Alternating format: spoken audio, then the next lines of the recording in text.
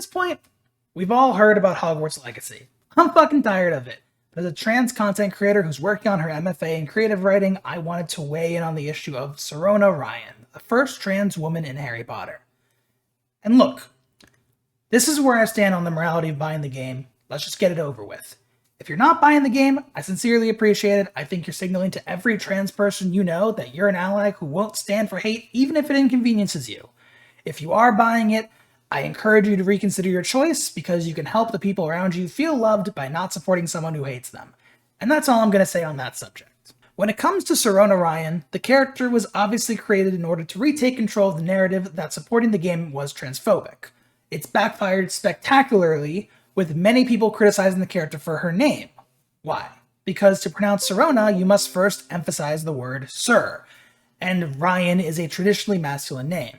In fact, the player character even refers to Sirona as Ryan during conversations, which is normal in Harry Potter. People often refer to each other as their last name.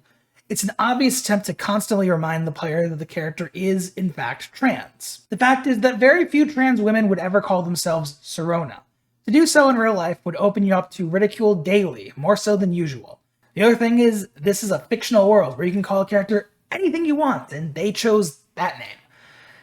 The Harry Potter franchise is no stranger to offensive names either. Kingsley Shacklebolt is the name of a notable black character. Cho Chang is the name of a notable Asian character, etc., etc. Rowling even got into trouble when a fan asked if there were any Jewish characters, and she responded with Anthony Goldstein. God, I actually feel uncomfortable saying these out loud into a microphone. I have no idea how she wrote books with them and got away with it. Due to that history of problematic naming, it's very difficult to say Sirona wasn't intentionally named as a reference to their trans status. Someone is probably saying, wait, but the developers who wrote the game did so without Rowling. Which is probably true. It's likely that she would have at least approved the character's names. She's known to be very, very hands-on with her franchise in the past, but let's assume she actually had zero part in it. In that case, the character's name still feels like it was picked without consulting any real trans people.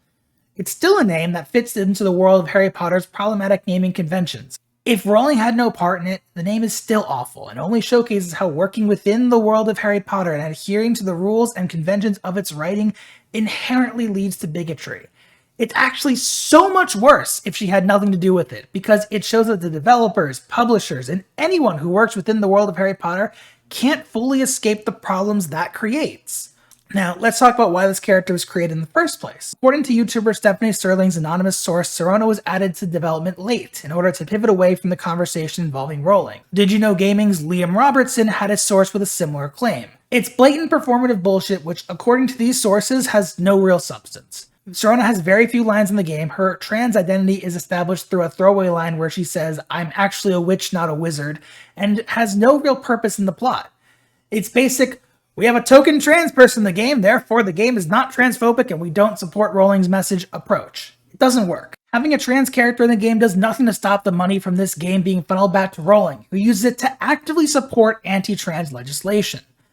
But why don't token characters work, as a broader strokes question? It's really simple.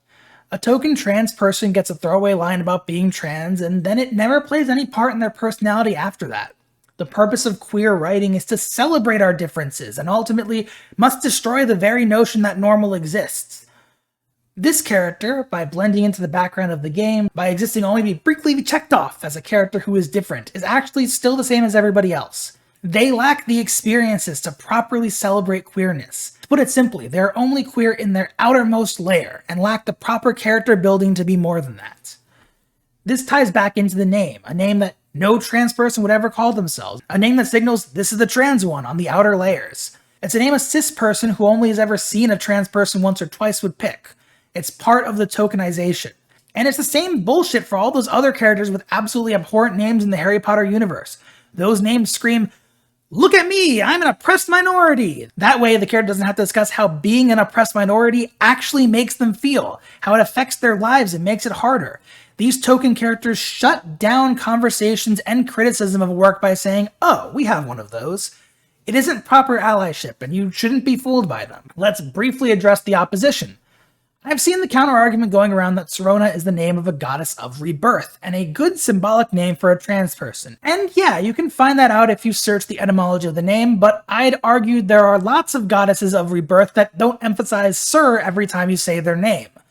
The Sir problem is much more immediate than the etymology. And I don't think actuallying trans people for reacting to the most glaringly obvious problem with the name is as good of an argument as some people seem to think it is. And if we want to go with etymology, Ryan has also been taken to mean Little King, which doesn't help much here as it's both masculinizing and infantizing the trans woman, which most people using this counter-argument conveniently leave out. But I digress.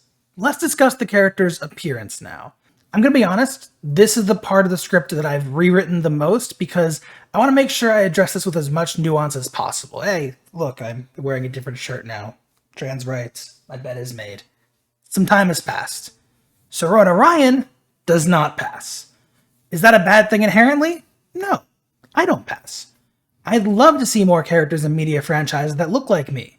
Sirona Ryan, however, does not look like a non-passing trans woman. I'm going to put a picture of Sirona next to the other female characters in the game.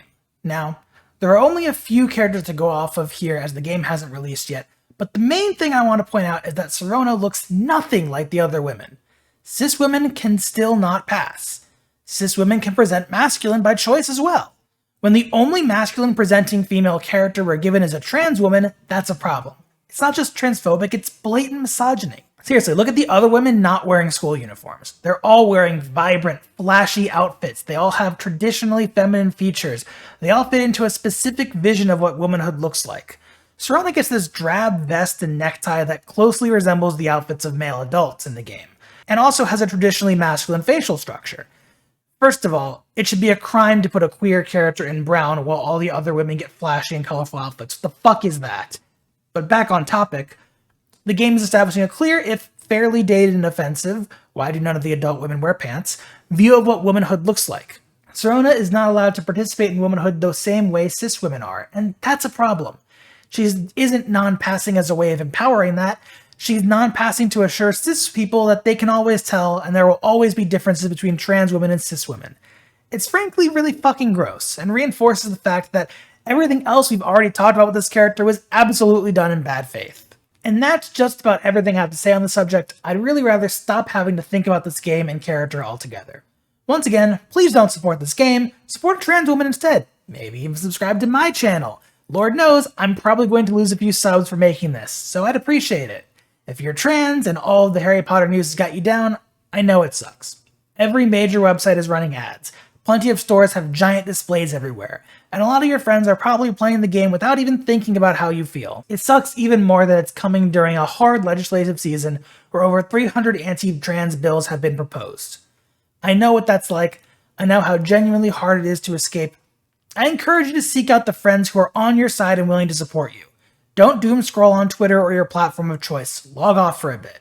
If you're a transphobe, hate watching this video, ready to throw down an angry comment, wait. Being the 8th person to tell me to kill myself this week won't work any better than the first person, so you might also consider logging off and doing something more productive with your time.